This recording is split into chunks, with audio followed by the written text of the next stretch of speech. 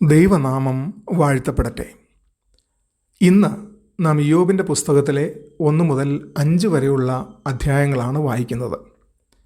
ഒരു പക്ഷേ നിങ്ങൾ ചിന്തിക്കും, ഉൽപ്പത്തി വായിച്ചു തുടങ്ങി, എന്നാൽ ഇടയ്ക്ക് വെച്ച് ഇയ്യോബിലേക്ക് പോകുന്നു, എന്താവും കാരണം എന്ന്.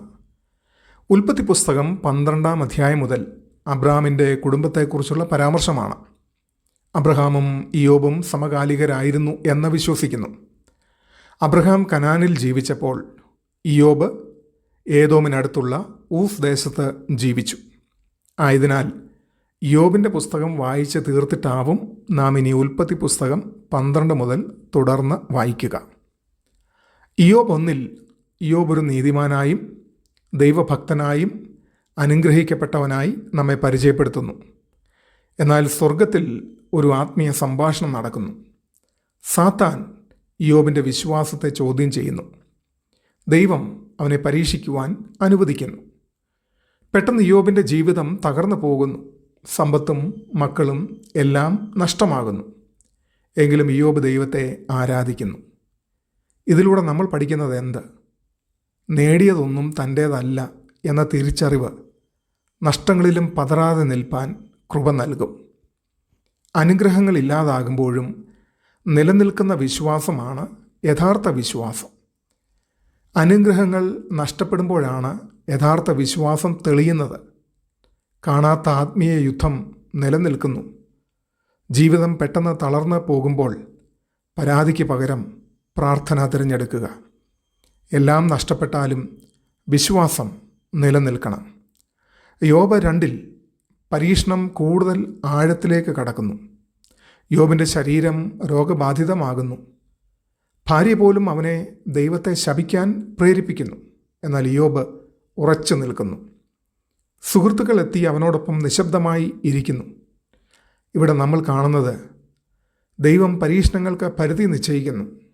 ചിലപ്പോൾ വാക്കുകളേക്കാൾ മറ്റുള്ളവരുടെ സാന്നിധ്യം ഒരു ബലമായിരിക്കും. വേദനയിലായാലും നിഷ്കളങ്കത കൈവിടരുത്. മറ്റുള്ളവർ കഷ്ടപ്പെടുമ്പോൾ വിശദീകരണങ്ങൾക്കപ്പുറം സാന്നിധ്യം നൽകുക. ഇയ്യോബ് 3-ൽ ഇയ്യോബ് തൻ്റെ നിശബ്ദത അവസാനിപ്പിച്ച് ജനിച്ച ദിവസത്തെ ശപിക്കുകയും ആഴത്തിലുള്ള ദുഃഖം പ്രകടിപ്പിക്കുകയും ചെയ്യുന്നു. തൻ്റെ നിലനിൽപ്പിനെക്കുറിച്ച് ചോദ്യം ചെയ്യുന്നു. ഇയ്യോബ് തൻ്റെ വേദന തുറന്നു പറയുന്നു. ജനിച്ച ദിവസത്തെക്കുറിച്ച് ദുഃഖം പ്രകടിപ്പിക്കുന്നു. ഇത് നമ്മെ പഠിപ്പിക്കുന്നത് വിശ്വാസം വേദന മറച്ചു വയ്ക്കുന്നതല്ല. ദൈവത്തിൻ്റെ മുമ്പിൽ സത്യസന്ധമായി നിൽക്കുന്നതാണ് യഥാർത്ഥ ആത്മീയത. ദൈവത്തിൻ്റെ മുമ്പിൽ സത്യസന്ധരാകുക. എല്ലാം ശരിയാണെന്ന് നടിക്കാതെ നമ്മുടെ വേദന തുറന്നു പറയുന്നത് യഥാർത്ഥ വിശ്വാസത്തിൻ്റെ ഭാഗമാണ്. ഇയ്യോബ് 4-ൽ എലീഫാസ് സംസാരിക്കുവാൻ തുടങ്ങുന്നു. കഷ്ടം കാരണമില്ലാതെ വരില്ലെന്നും ഇയ്യോബ് പാപം ചെയ്തിരിക്കാമെന്നും സൂചിപ്പിക്കുന്നു.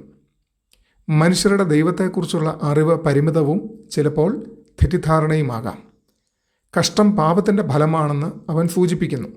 എന്നാൽ ഇത് ഒരു പരിമിതമായ ധാരണയാണ്. എല്ലാറ്റിനും ലളിതമായ ഒരു വിശദീകരണം ഉണ്ടാകണമെന്നില്ല. ഇന്ന് നമ്മുടെ ജീവിതത്തിലും ഇതേ സത്യങ്ങൾ ബാധകമാണ്. ചിലപ്പോൾ നാം അനുഭവിക്കുന്ന കഷ്ടങ്ങൾക്ക് വ്യക്തമായ കാരണം കാണാനാവില്ല. അത്തരത്തിലുള്ള സമയങ്ങളിൽ ദൈവത്തെ കുറ്റപ്പെടുത്താതെ വിശ്വാസത്തിൽ ഉറച്ചു നിൽക്കുക പ്രധാനമാണ്. മറ്റുള്ളവർ കഷ്ടപ്പെടുമ്പോൾ വിധി എഴുതാതെ കരുണയോടെ സമീപിക്കണം. ഇയ്യോബ് 5-ൽ എലീഫാസ് തൻ്റെ വാക്കുകൾ തുടരുന്നു. ദൈവത്തിൻ്റെ ശിക്ഷയായി കഷ്ടതയെ കാണിച്ച് ദൈവത്തെങ്കിലേക്ക് മടങ്ങാൻ ഇയ്യോബിനെ പ്രേരിപ്പിക്കുന്നു. ദൈവം ശാസിക്കുമെങ്കിലും എല്ലാ കഷ്ടതയും ലളിതമായി വിശദീകരിക്കാനാകില്ല. ജീവിതത്തിലെ കഷ്ടതകളെ ലളിതമായി വിലയിരുത്തരുത്. വിനയത്തോടെ ദൈവത്തെ തേടുക. എന്നാൽ എല്ലാ പ്രശ്നവും പാപത്തിൻ്റെ നേരിട്ടുള്ള ഫലമാണെന്ന് കരുതരുത്. അവസാനമായി ഈ അധ്യായങ്ങൾ നമ്മോട് പറയുന്നത് അനുഗ്രഹങ്ങൾ കൊണ്ടുള്ള വിശ്വാസമല്ല, ദൈവത്തിൽ നിൽക്കുന്ന വിശ്വാസമാണ് നിലനിൽക്കുന്നത്.